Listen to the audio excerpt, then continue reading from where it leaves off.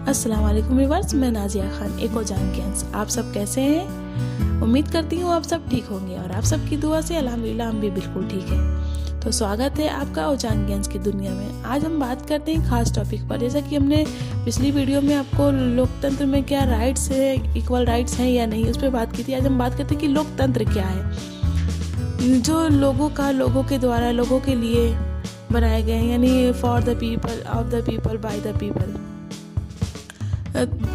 लोकतंत्र यानी एक शासन पद्धति है, लेकिन क्या ये जो लोग की बात कही गई है, क्या लोग इसे जागरूक हैं?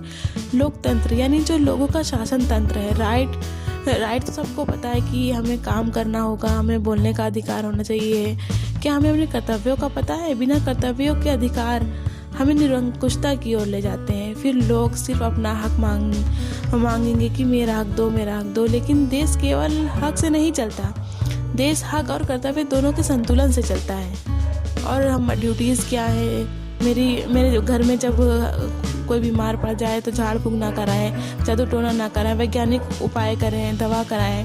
मैं अपने बच्चों को मजदूर ना बनाऊं, उन्हें पढ़ने के लिए भेज सकूं। तो माता पिता के ये कर्तव्य। इसी तरह हम अपने पर्यावरण की रक्षा करें, स्मारकों की रक्षा करें, वैज्ञानिक अनुसंधान को बढ़ाएं, भाईचारे को बढ़ाएं। ये हमारे कर्तव्य हैं। तो लोग जो है, ये नहीं कि सोशल मीडिया पर ये मैसेज 101 लोगों को भेजो नहीं तो अशुभ हो जाएगा, और ये भेजोगे तो शुभ समाचार मिलेगा। ये अफवाहें फैलाना कि हमारे धर्म या समुदाय के लोग को मार रहे हैं, पीट रहे हैं, हिंसा हो गई, बेवजह की फालतू वीडियो वायरल करना, इससे सामाजिक विरोध बढ़ता जाता है। आजकल आपने देखा होगा कि जैसे ही कुछ होता है, सरकार सबसे पहले सोशल मीडिया बंद कर देता है। अब तो सोशल मीडिया पर गलत खबर फैलाने वाले को 3 साल की जेल भी हो सकती है। यानी लोग अपने संसाधन का सही इस्तेमाल नहीं करते। सोशल मीडिया लोगों के ही हाथ में तो है। नतीजा यह देखने को मिलता है कि भारत में जो लोगों का शासन था, एक अलग ही डायरेक्शन में जा रहा है। जो हमारे नीति नियंताओं ने जो एक सपना देखा था कि ऐसी डेमोक्रेसी होनी चाहिए, शायद वैसा नहीं हो रहा है। लोकतंत्र भी 2 तरह का होता है। एक है डायरेक्ट, जिसमें कोई भी व्यक्ति एक छोटा सा समूह बना के किसी भी काम को करना है उसको, जैसे कि कुआं खोदना है या नहर बनाना है, तो ये आपस में ही मिलके वो समूह बना के कर लेते हैं। इसमें अधिकतर लोगों की संख्या कम होती है। दूसरा था रिप्रेजेंटेटिव यानी प्रतिनिधि लोकतंत्र। इसमें कोई भी कार्य किसी के जरिए कराएंगे। यह लोकतंत्र का सामान्य रूप है। इसके अंदर कोई लोग अधिकारियों को चुनते हैं जिससे वो राजनीतिक निर्णय ले पाएँ और लोगों के हितों के लिए कानूनों की निगरानी कर सकें।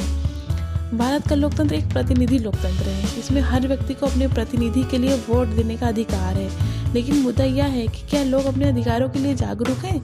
हमारे यहाँ इतना भेदभाव है, इतनी विषमताएं हैं, इतना अलगाववाद है, तो निश्चित है ऐसा देश जब तक लोग अपने अधिकारों के लिए जागरूक नहीं होंगे तब तक लोकतंत्र काम नहीं करेगा। और हमने लोगों को जागरूक किए बिना, समानता को स्थापित किए बिना हमने लोकतंत्र यानी डेमोक्रेसी को स्थापित किया, जिसका नतीजा रहा जो भेदभाव थे वो और गहरे हो गए।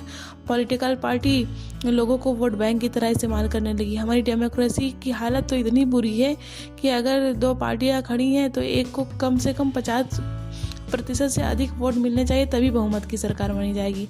हमारे यहाँ तो इसकी भी ज़रूरत नहीं है। यहाँ तो सिस्टम यह है कि मुझे सभी से सबसे ज़्यादा मिल गया तो मेरी बहुमत की सरकार मान ली जाएगी।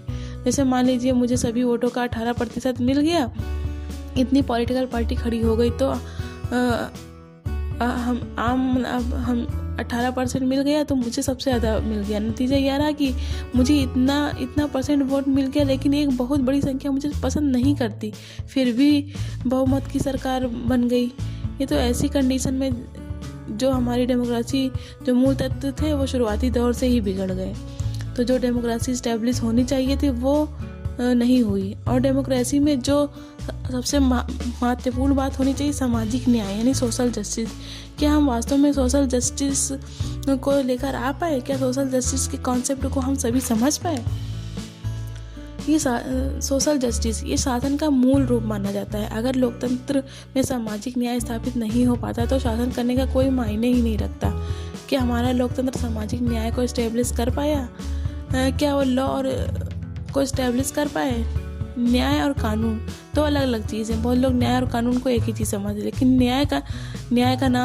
कानून का नाम सुनते ही सबके मन में यही ख्याल आता है कि कानून तो अंधा होता है, और दूसरी चीज़ कानून के हाथ बहुत लंबे होते हैं, और तीसरा चीज़ कि तारीख पे तारीख। लेकिन अब बात करते हैं कानून और न्याय में क्या अंतर होता है।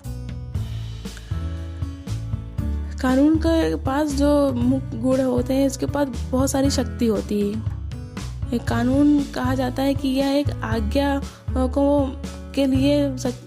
आज्ञा मनवाने के लिए शक्ति का इस्तेमाल करता है। जैसे बोल दिया गया कि जैसे एग्जांपल के तौर पे बोल दिया गया कि लॉकडाउन है तो बाहर निकले तो वो तो आगे सब आप जानते हैं कि पुलिस वाले शक्ति पूजन कर देंगे।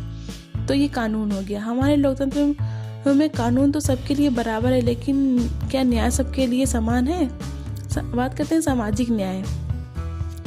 न्याय का जो मूल तत्व है वो है समानता का भाव होना चाहिए। जैसे equality before law and law of equality, यानी न्याय की समानता और न्याय के समक्ष समानता, जो शायद हमें देखने को नहीं मिलती। हमारे संविधान में हमारा संविधान सरकारों को ताकत देता है कि जो लोग पिछड़े हुए हैं उनको मुख्य धारा में जोड़ना होगा, तब तो न्याय समान होगा, वो समान होगा। जैसे जो लोग गरीब हैं, महिला है, या उनका सशक्तिकरण करना और गरीबी को दूर करना। जब लोग गरीब होंगे तो कौन आएगा न्याय मांगने सुप्रीम कोर्ट? उनके पास खाने को नहीं है तो क्या वो सुप्रीम कोर्ट जाएंगे न्याय मांगने? पॉसिबल ही नहीं है। जाति प्रथा को खत्म करना और सभी सामाजिक समूहों को एक भाव से अवसर देना, और हमारा संविधान सामाजिक न्याय की गारंटी के रूप में प्रस्तुत करता है कि अगर आपको ज़रूरत है तो मिलेगा ही, लेकिन ज़रूरत है सबको समान अवसर देने की, तभी न्याय मिल पाएगा। तो आपको ये वीडियो कैसी लगी कमेंट करके ज़रूर बताएं, और खुश रहें, प्यार बांटिए। वीडियो को लाइक, शेयर और चैनल को सब्सक्राइब करें ताकि जांग्यांस की दुनिया की हर बात आप तक पहुँचे। अल्लाह।